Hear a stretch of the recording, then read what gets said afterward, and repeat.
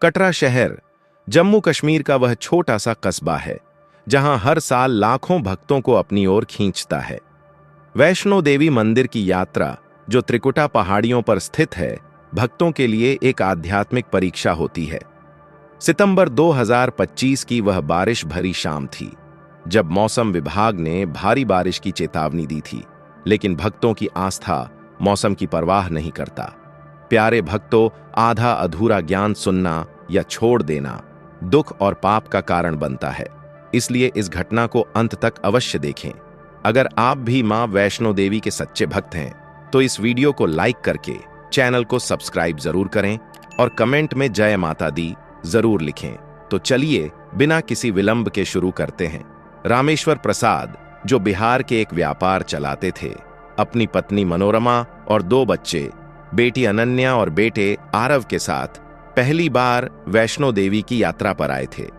रामेश्वर का जीवन पिछले कुछ सालों से उथल पुथल भरा था। उनका कारोबार घाटे में चल रहा था और परिवार में तनाव बढ़ता जा रहा था। एक रात सपने में मां वैष्णो देवी ने उन्हें दर्शन दिए थे और उन्होंने फैसला कर लिया कि यात्रा पर जाना ही समस्याओं का समाधान है। मां सब ठीक कर देंगी, मनोरमा ने कहा। ठीक है, जबकि अनन्या उत्साहित थी कि वह घोड़ों पर चढ़कर पहाड़ी चढ़ेगी। उसी ट्रेन में सफर कर रही थीं सुनीता देवी, एक 60 वर्षीय विधवा महिला, लखनऊ से। उनके पति की मृत्यु के बाद जीवन सूना हो गया था। वह हर साल वैष्णो देवी आती थीं, मानो मां से बातें करने। इस बार वह अकेली नहीं थीं। उनके साथ उनका भतीजा राहुल था, जो इंजीनियर था और नास्तिक था। राहुल को लगता था कि यह सब अंधविश्वास है, लेकिन चाची की जिद पर वह साथ आया था। चाची, विज्ञान कहता है कि चमत्कार नहीं होते, राहुल ने हंसते हुए कहा था। सुनीता ने मुस्कुराकर जवाब दिया, बेटा, मां की लीला समझने के लिए विज्ञान से ज्यादा आस्था चाहिए। ट्रेन से उतरकर कटरा पहुंचते ही मौसम बदलने लगा। आसमान में काले बादल घुमड़ रहे थे, लेकिन भक्तों का उत्साह कम नहीं हुआ। रामेश्वर का परिवार बाणगंगा से यात्रा शुरू करने वाला था, जहां से 13 किलोमीटर की चढ़ाई है। सुनीता और राहुल भी उसी रूट पर थे। रास्ते में दुकानें, चाय की थड़ियां और जय माता दी के नारे गूंज रहे थे। रामेश्वर ने अनन्या को गोद में उठाया और कहा, बेटी, मां वैष्णो देवी 3 रूपों में हैं, महाकाली, महालक्ष्मी और महासरस्वती। उनकी कृपा से सब ठीक हो जाएगा। अनन्या ने उत्सुकता से पूछा, पापा, क्या मां सच में गुफा में रहती हैं? रामेश्वर ने हंसकर कहा, हां, और वह भक्तों की पुकार सुनती है। जैसे जैसे वे ऊपर चढ़ते गए, बारिश की बूंदें गिरनी शुरू हो गईं। पहले तो हल्की फुहार थी, जो यात्रियों को राहत दे रही थी, लेकिन जल्दी ही तेज हो गई। यह तो मौसम की मेहरबानी है, एक बुजुर्ग भक्त ने कहा। लेकिन रामेश्वर को चिंता हुई। उन्होंने मनोरमा से कहा, मौसम विभाग ने चेतावनी दी थी, लेकिन हम तो आ ही गए। मनोरमा ने हाथ जोड़कर कहा, मां पर भरोसा रखो। राहुल, जो सुनीता के साथ चल रहा था, फोन पर मौसम ऐप चेक कर रहा था। चाची, बादल फटने की संभावना है, हमें रुक जाना चाहिए, सुनीता ने कहा। बेटा, मां बुला रही हैं, रुकना नहीं। राहुल ने मन ही मन सोचा, यह अंधविश्वास जानलेवा हो सकता है। शाम ढलते ढलते बारिश ने विकराल रूप धारण कर लिया। बाणगंगा नदी उफान पर थी और पहाड़ियों से पानी की धाराएं बह रही थीं। यात्रा मार्ग पर सैकड़ों भक्त थे, कुछ घोड़ों पर, कुछ पैदल, कुछ पालकी में। अचानक एक जोरदार गड़गड़ाहट हुई और आसमान फट पड़ा। बादल फटने की घटना, पानी की मोटी दीवारें पहाड़ों से नीचे गिरने लगीं। रामेश्वर का परिवार अदरकुंज के पास था, जहां रास्ता संकरा है और एक तरफ गहरी खाई। अनन्या चिल्लाई, पापा, पानी! रामेश्वर ने देखा तो पानी का सैलाब आ रहा था। भूस्खलन शुरू हो गया। बड़े बड़े पत्थर और मिट्टी की ढेर पहाड़ से लुढ़कने लगे।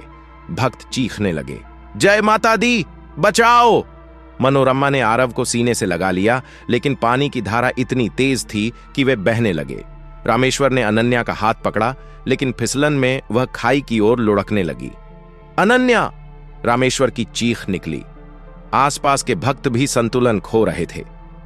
एक महिला का घोड़ा फिसल गया और वह खाई की ओर जाने लग गई। चीखें, रोना और मां बचाओ की पुकारें गूंज रही थीं।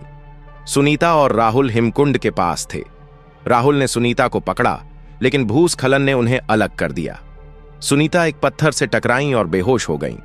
राहुल चिल्लाया, चाची, लेकिन पानी उसे बहा ले गया।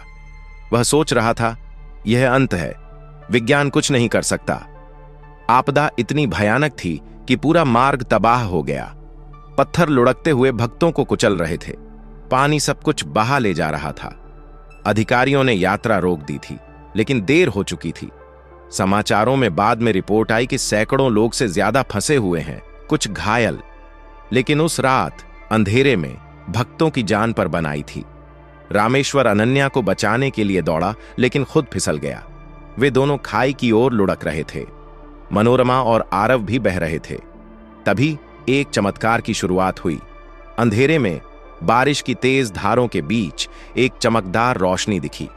पहले तो भक्तों को लगा कि यह बिजली है, लेकिन वह रोशनी स्थिर थी, मानो कोई दिव्य आकृति हो। रामेश्वर, जो अनन्या को पकड़े हुए खाई के किनारे पर लटक रहा था, ने ऊपर देखा। वहां एक स्त्री रूप खड़ा था, लाल साड़ी में, मुकुट पहने, हाथ में त्रिशूल और कमल। मां वैष्णो देवी, किसी ने चिल्लाया। यह कोई भ्रम नहीं था। दर्जनों भक्तों ने देखा कि मां स्वयं प्रकट हुईं। वह दौड़ती हुई आईं, मानो हवा में उड़ रही हों। उनके कदमों से पानी रुक गया, पत्थर स्थिर हो गए। रामेश्वर की आंखें फटी की फटी रह गईं। मां ने अपना हाथ बढ़ाया और एक अदृश्य दीवार बन गई जो सैलाब को रोक रही थी। अनन्या, जो खाई में गिरने वाली थी, अचानक ऊपर उठी, मानो कोई अदृश्य हाथ उसे खींच रहा हो। रामेश्वर भी सुरक्षित हो गया। सुनीता, जो बेहोश थीं, उनके पास मां पहुंची। मां ने उनके माथे पर हाथ रखा और सुनीता की आंखें खुल गईं। मां, सुनीता ने कहा। राहुल, जो बह रहा था, अचानक रुक गया।